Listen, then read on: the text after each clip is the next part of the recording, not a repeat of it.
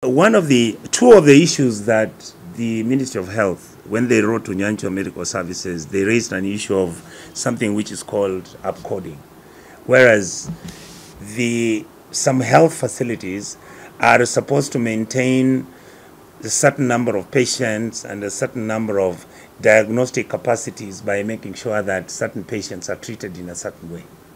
But then some health facilities made decisions which included the fact that sometimes if a patient came and the patient was being diagnosed with a disease which didn't need an operation, but if the health facility found that this person could actually be operated on, they proceeded to operate using their technical training.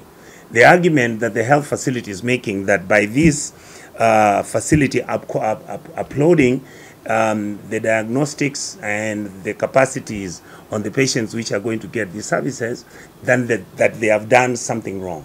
Number two, the other issue that has been brought up is what they call unbundling.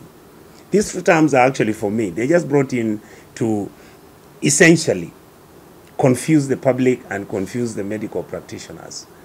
The issue that is there, the uploading and unbundling of the provision of the services by Nyanchwa Health Facility should never be left for Nyanchwa Health Facility to decide whether they are going to unbundle or upload who they are going to treat. Because you can have a child who has been brought in as if this child is having what? Constipation. And yet the child has swallowed something and it's stuck in the stomach. Now, what happens if the doctors decide to operate? What these individuals are saying is that you should make the decision, you should not make the decision of operating on this child, because when you entered this child case in the system, the child was not supposed to be operated on. So if you get a professional, he'll argue pro or against this matter. And anyway, when the members of the Ministry of Health came to Nyanchwa, they never left any report saying whether they had found that the hospital was uploading or it was unbundling any of their services. These are allegations which they raised, but the health facility has said they were actually not doing any of this. It is only that the issues you have are, one, they're administrative, because there was a change of management of individuals of the health facilities, and the individual who was removed as the CEO was not happy that he was removed because you have a new person there. This is an internal matter that should really not be brought to the public. And the Ministry of Health should not engage itself. And if the Ministry of Health realized that Nyanchwa Health Facilities had committed any crime, by now some individuals should have been arrested and taken to EACC. That is why I'm calling this exercise flimsy. My conviction and belief is SHA has been unable to pay health facilities the money they should pay because these facilities have been providing the services that Kenyans. The whole of the SHA system, the health system in Kenya is now broken. And the point I'm making, and that is a good question you asked, it's very simple. You know, sometimes you don't have to look very far. If Nyanchwa Mission Hospital broke the law and did something untoward, and this something means that these individuals who are running the facility were not doing their jobs, what do you do after that? Commonsensically, there are institutions that you hand over this information to so that they can make rational and reasonable decisions on what to do with the facility.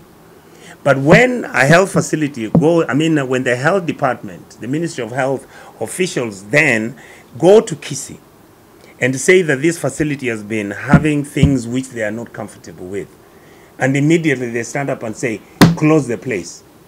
What does that mean? Can they go to Kenyatta National Hospital and do the same if the CEO had, like the other day, somebody came and killed a patient in the hospital? Why didn't they close Kenyatta? This is a public facility that is offering services. When you are closing it, you have 200 employees who are working in that facility. This is a facility that handles 1,500 community members within the area of Kisii town. So when you close, this is the same thing that happened in St. Mary's in Kakamega. Bishop Obanyi was saying, when you close my facility because you are not able to pay me, do you understand the multiplier effect all the way down to the ground? How many people are losing jobs? Suppliers are there. I'm not able to pay electricity. You can't pay water. So either the Ministry of Health needs to review how they are handling these matters, or they are going to have tons and tons of cases in court where they have stopped this facility not to run. In 2 months, the amount of money that they are collecting, the ministry will have to pay. So somebody in the Ministry of Health has to be responsible.